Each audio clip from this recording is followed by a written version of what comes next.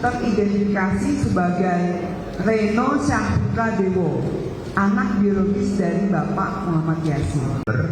Dengan hasil kita temukan fakta bahwa Saudara Farhan telah menggadaikan handphonenya di daerah Jakarta Utara sebelum periodisasi kerusuhan terjadi. Kemudian juga kami mengumpulkan dan membahas hasil permintaan keterangan, hasil penelusuran keluarga, teman, saksi, serta penelusuran jejak aktivitas Saudara Farhan dan Saudara Reno.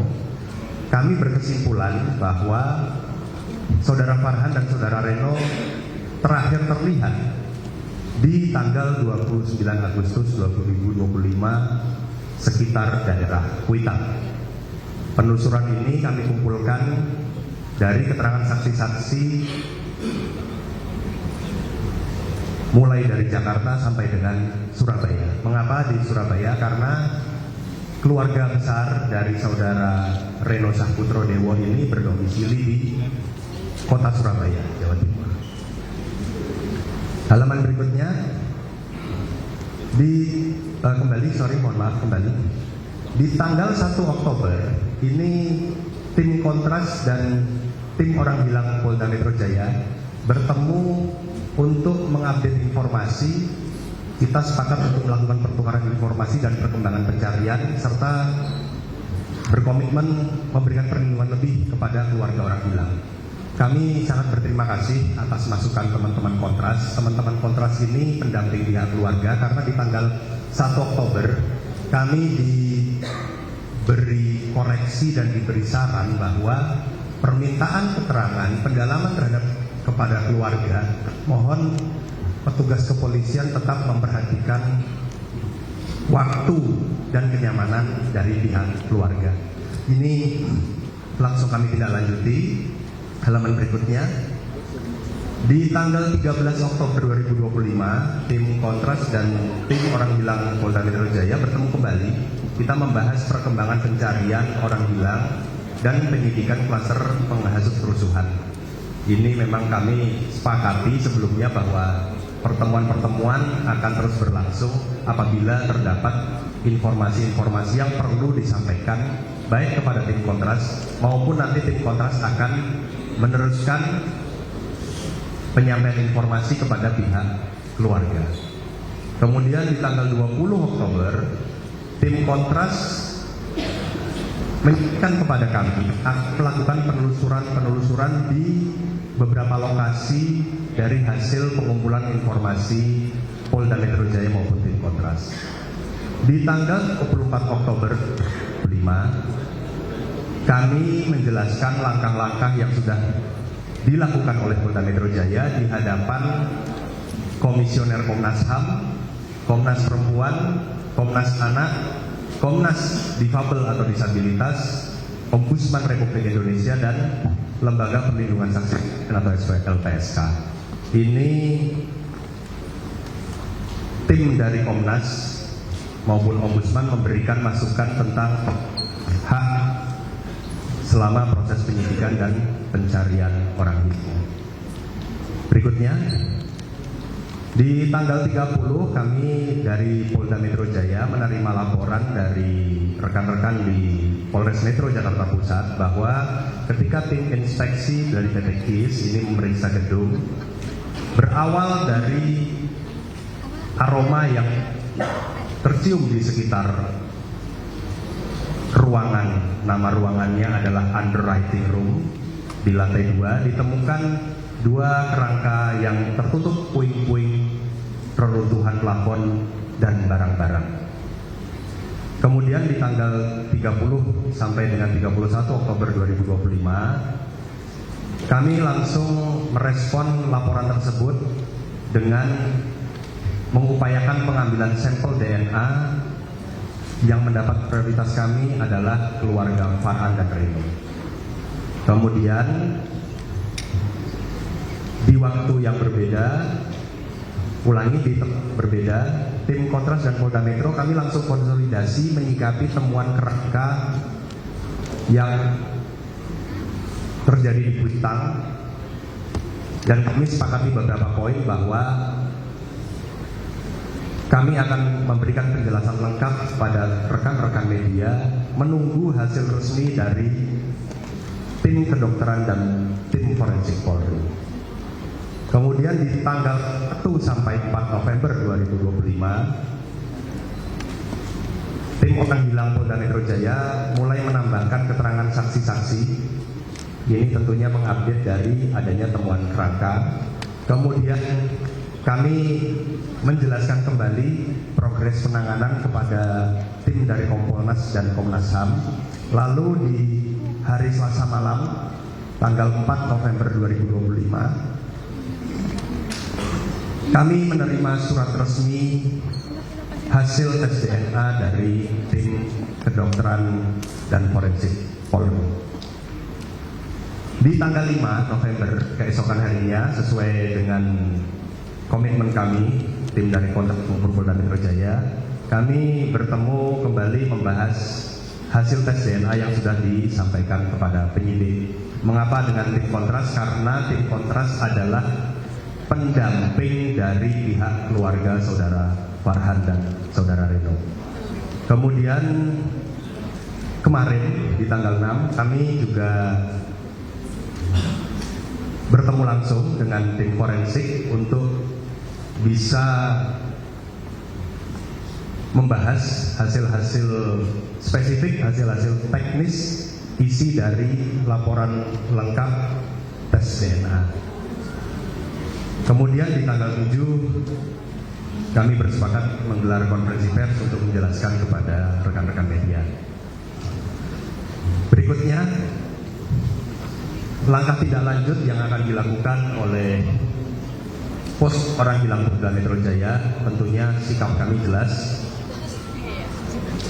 Posko Orang Hilang Polda Metro Jaya akan fokuskan perhatian dan memperjelaskan keberpihakan bagi kepentingan keluarga almarhum Farhan dan Reno. Dengan adanya hasil yang akan diumumkan hari ini, bukan berarti pekerjaan kami selesai, namun kami akan menitik beratkan perhatian dan memprioritaskan keberpihakan kepada kepentingan keluarga almarhum Farhan dan Reno. Mungkin itu yang dapat kami sampaikan. Terima kasih. Wassalamualaikum warahmatullahi wabarakatuh. Terima kasih Bapak Wadir Reskrimum Polda Metro Jaya. Kita dengar juga nanti akan dijelaskan dari Kepala Rumah Sakit Polri, Brigjen Pol Dr. Prima. Silakan Dok. Terima kasih Bapak Kabid Humas Polda Metro Jaya. Assalamualaikum warahmatullahi wabarakatuh. Selamat siang, salam sejahtera, salam, Om Swastiastu, Namo Buddhaya, dan rekan-rekan media sekalian.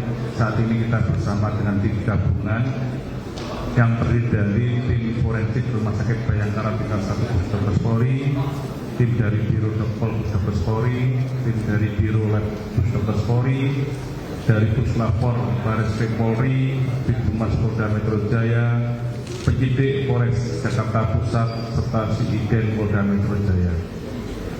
Saya selaku Kepala Rumah Sakit Bayangkara tingkat 1 Puskesmas Polri pada kesempatan ini menyampaikan rasa duka yang mendalam atas peristiwa kebakaran dengan korban jiwa. Puji syukur pada Tuhan Yang Maha Esa bahwa pada hari ini Jumat 7 November 2025 tim gabungan telah berhasil mengidentifikasi 2 kantong jenazah yang dikirim ke Rumah Sakit Bayangkara tingkat 1 Puskesmas Polri pada hari Kamis 30 Oktober 2025. Terima kasih kepada seluruh pihak yang telah membantu, termasuk pihak keluarga yang telah memberikan data-data antemortem yang sangat dibutuhkan saat proses identifikasi.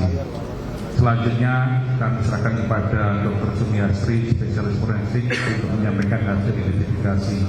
Wassalamualaikum warahmatullahi wabarakatuh. Salam Om Santi Santi.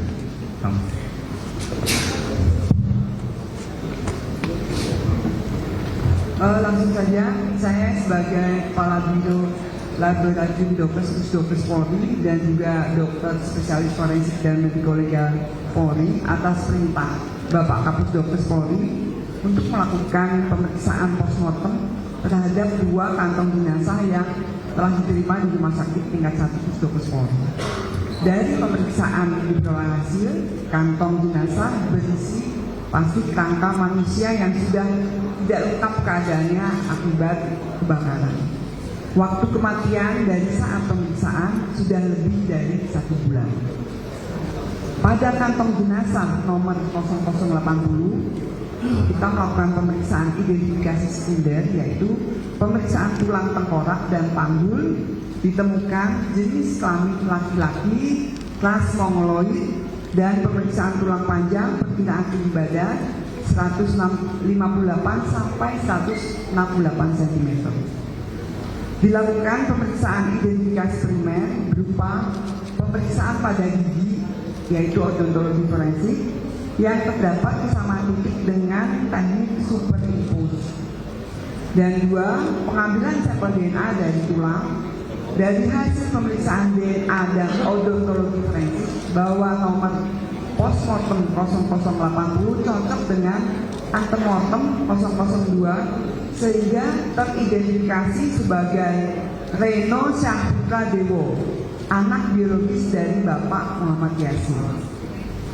B. Kantong jenazah 0081 dilakukan pemeriksaan identifikasi sekunder berupa perhiasan, ditemukan kalung dan kepala ikat pinggang.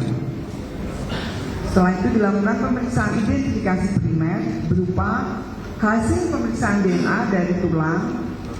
Nomor postmortem 0081 cocok dengan antemortem 001 sehingga teridentifikasi sebagai Muhammad Farhan Hamid, anak biologis dari Bapak Hamidi. Terima kasih. Terima kasih Dr. Hasri sudah menyampaikan.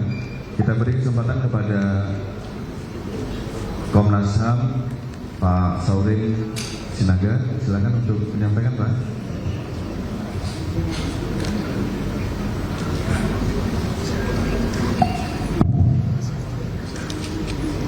Assalamualaikum warahmatullahi wabarakatuh.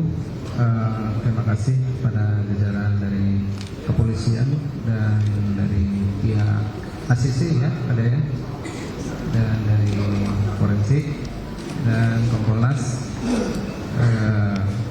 telah melibatkan Komnas HAM sejauh ini, dan seperti yang disampaikan tadi kami memang banyak koordinasi dengan pihak Polda untuk mengetahui progres. Terima kasih banyak buat keterbukaannya kepada Komnas HAM. Kami tentu mengapresiasi proses yang sudah dilakukan dan bekerja kurang lebih 1 minggu, akhirnya kita bisa memastikan 2 orang yang selama ini dinyatakan hilang dan kemudian dipastikan per hari ini sebagai 2 orang yang meninggal yang kerangka ini ditemukan di gedung ACC. Artinya kita sudah menuntaskan keseluruhan tugas terkait orang yang hilang, dan oleh karena itu kita menambah jumlah orang yang meninggal dalam peristiwa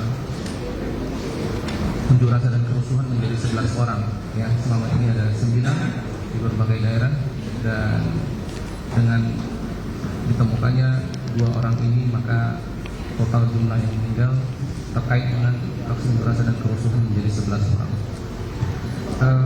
Kami akan membuat laporan yang secara khusus juga dari Komnas HAM, tetapi kami akan memfokuskan diri pada hasil temuan dari kepolisian ini sesuai dengan metodologi dan peralatan yang dimiliki oleh kepolisian. Ya, jadi kami akan mendapatkan informasi ini dari kepolisian untuk kami masukkan ke dalam bagian dari laporan kami nanti yang akan kami rampungkan di akhir tahun ini. Saya kira itu. Sekali lagi terima kasih buat kerja keras dari kepolisian selama 1 minggu ini, dan kami akan tentunya meminta secara khusus nanti keseluruhan hasil penyelidikan dan pemeriksaan terhadap 2 kerangka manusia ini untuk bisa kami lihat secara langsung. Terima kasih banyak. Assalamualaikum warahmatullahi wabarakatuh. Terima Terima kasih Pak Sauri dari Komnas HAM. Silakan kita beri kesempatan kepada Kompolnas Pak Khairul Anam untuk menyampaikan. Ya, Assalamualaikum warahmatullahi wabarakatuh. Selamat siang dan salam sejahtera. Terima kasih rekan-rekan kepolisian, terutama Harumpit, teman-teman Ya pemirsa, baru saja kita saksikan press conference yang diadakan di Rumah Sakit Polri Jakarta Timur mengenai pengungkapan kerangka manusia pasca rusuh di Kuitang. Dan kemudian kita kembali menuju ke Polda Metro Jaya terkait dengan kasus tudingan ijazah palsu Jokowi.